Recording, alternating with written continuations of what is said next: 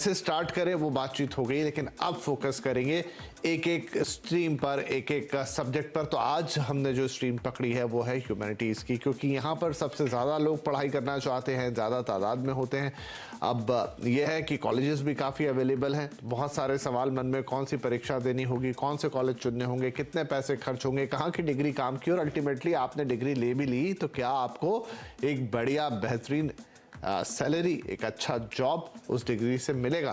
तो ये सारे सवाल आज होंगे। तो चलिए शुरुआत करेंगे आज के शो की, और उसमें हमने कुछ खास मेहमानों को बुलाया है। हमारे साथ कार्यक्रम में शामिल हो रहे हैं यहाँ पर जो एडू कोच के एमडी एंड सीईओ पुण्य विज, माफ़ कीजिएगा, IC3 इंस्टीट्यूट की एकेडमिक मैनेजर कृतिका बालाजी जो हमारे साथ पहले भी थी, और ड्रीम अहेड की फाउंडर प्रतिका शर्मा। आपका सबका बहुत बहुत स्वागत है। आज मेरा स्वास्थ्य थोड़ा ठीक नहीं है तो मैं थोड़ा सा नाक में बात करूंगा, उसके लिए माफ़ी चाहूँगा। तो चलिए शुरुआत करते हैं। तो पुण्य आपसे ही शुरू करते हैं।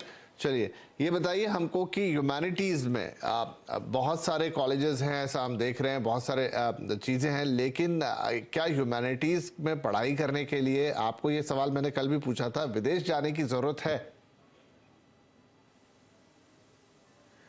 तो ऐसा है कि चाहे कोई भी सब्जेक्ट हो, चाहे वो ह्यूमैनिटीज़ हो, चाहे वो साइंस हो, आपके पास आज एक ऑप्शंस हैं। मतलब अगर आप अपने घर में खाना बनाते हैं बट आपका मन करता है कि कभी आप घर पे खाना ना खाएं, आप बाहर होटल में जाएं, वैसे ही हमारे इंडिया में भी बहुत सारे ऑप्शंस हैं जहां हम पढ़ सकते हैं। बट एक विदेशी में एजुकेशन जो लोग लेना चाहते हैं उनके लिए सिर्फ एक एजुकेशन नहीं है, एक ओवरऑल एक्सपीरियंस रहता है।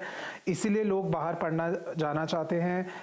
वहाँ पे वो रहना सहना सीख लेते हैं, उनके फ्रेंड्स कैसे बनाने हैं, अपने पेरेंट्स से अकेले रहते हैं वो पहली बारी, इसीलिए वो बाहर जाना चाहते हैं।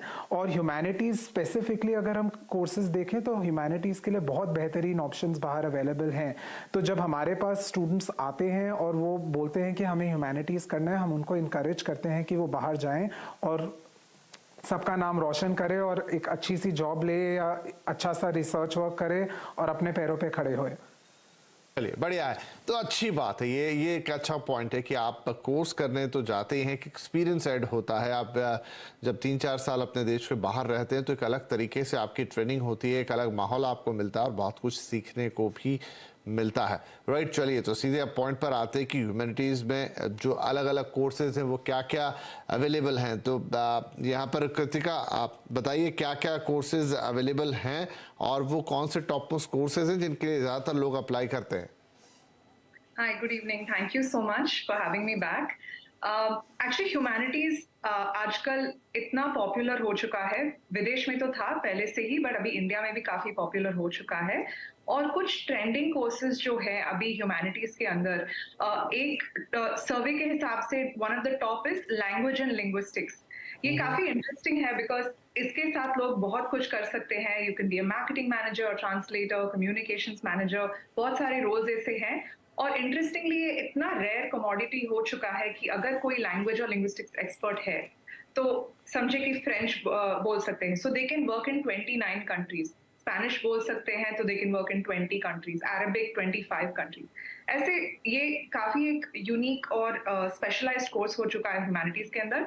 Other courses also include programs like cultural studies, history, political science, philosophy, journalism, geography, English literature, and creative and performing arts. ये सारे courses काफी popular हो चुके हैं humanities के अंदर, और इनमें earning potential भी काफी exciting है। पहले लोग सोचते थे कि humanities last option होता है सबके लिए, कि science ले लो फिर शायद कॉमर्स ले फिर ह्यूमैनिटीज। अभी ह्यूमैनिटीज का इतना वैल्यू आया है कि if a student does foreign languages, India में up to 9 lakhs opening salary तक पोटेंशियल है। For an economist up to 8.5 lakhs, journalist के लिए 6 lakhs। ये स्टार्टिंग सैलरीज में हाई एंड में बोल रही हूँ। सो काफी पोटेंशियल आ चुका है, and these are some of the top courses and some of the opening salary options as well. चलिए अच्छा है, तो हम आगे चल के क्या करियर ऑप्शंस रहेंगे उस पर भी बातचीत करते हैं, क्योंकि बड़ा इंपॉर्टेंट है कि एक अच्छी डिग्री आप ले लें, फॉरेन में जाएं, लेकर आएँ, अच्छी बात है। चाहे वहाँ चाहे फिर हिंदुस्तान लौटकर दोनों जगह आपके जॉब के क्या ऑप्शंस हैं ये बड़ा इम्पॉर्टेंट है। राइट प्रतिका, तो अगर हम यहाँ पर बात करें तो आप ह्यूमैनिटीज़ के लिए तैयारी कैसे शुरू करेंगे? क्या कोई एग्ज़ाम है जो पहले आपको क्लियर करने होंगे, और अगर क्लियर करने के लिए कोई एग्ज़ाम्स हैं तो वो क्या क्या एग्ज़ाम्स होंगे और उनकी तैयारियाँ कैसे होगी? सर इसके लिए पहले तो स्टूडेंट को 18 टू 14 मंथ्स पहले एक रोड मैप बना लेना चाहिए कि उसका डेस्टिनेशन कौन सा है, कॉलेज कौन सा है एंड देन कोर्स कौन सा है, क्योंकि हर कंट्री की requisites and pre requisites very करती हैं। सो 18 से 14 मंथ्स पहले एक करियर प्लानिंग, कोर्स प्लानिंग हो, फिर 12 मंथ्स पहले उसके रिक्विजिट्स एंड प्री रिक्विजिट्स की स्टैंडर्डाइज्ड टेस्ट क्या है and then language proficiency required है या नहीं रिक्वायर्ड, एंड उस अकॉर्डिंग 12 टू 8 मंथ्स में ये सारी प्लानिंग चलनी चाहिए, क्योंकि यूनिवर्सिटीज की application almost 11 to 12 months before open हो जाती हैं। जैसे अगर बात करें यूके की, तो यूके में सितंबर से एप्लीकेशंस ओपन हो जाती हैं। ऑक्सफोर्ड और कैम्ब्रिज 15 अक्टूबर को उनके एप्लीकेशंस की डेडलाइन होती है एंड उनके लिए स्टूडेंट्स को एंट्रेंस एग्जाम भी देना होता है एंड देन लैंग्वेज प्रोफिशिएंसी भी चाहिए। सो वो सारी प्लानिंग स्टूडेंट्स को 11th में करनी चाहिए, in the beginning of 11th and towards the end of 11th, चाहे वो स्टैंडर्डाइज टेस्ट है, लाइक अगर यूएस में स्टूडेंट ने अप्लाई करना है, सेट देना है या उसने एसीटी का एग्जाम देना है, ये सारे स्टैंडर्डाइज टेस्ट और प्री रिक्वायर्ड टेस्ट उसको 12th के या 11th के एंड तक या 12th की जून की ब्रेक तक दे देना चाहिए, क्योंकि जून के जो समर ब्रेक है उसको यूटिलाइज करना चाहिए, उसको एसेज के लिए, उसको क्वेश्चंस के लिए, क्योंकि जब बच्चा आउट ऑफ इंडिया अप्लाई करता है तो उसमें बहुत सारे फैक्टर्स हैं जो as a pre requirement count होते हैं, उसका एकेडमिक प्रोफाइल, उसका non academic achievements and then student का एकेडमिक एक्सीलेंस कैसा है।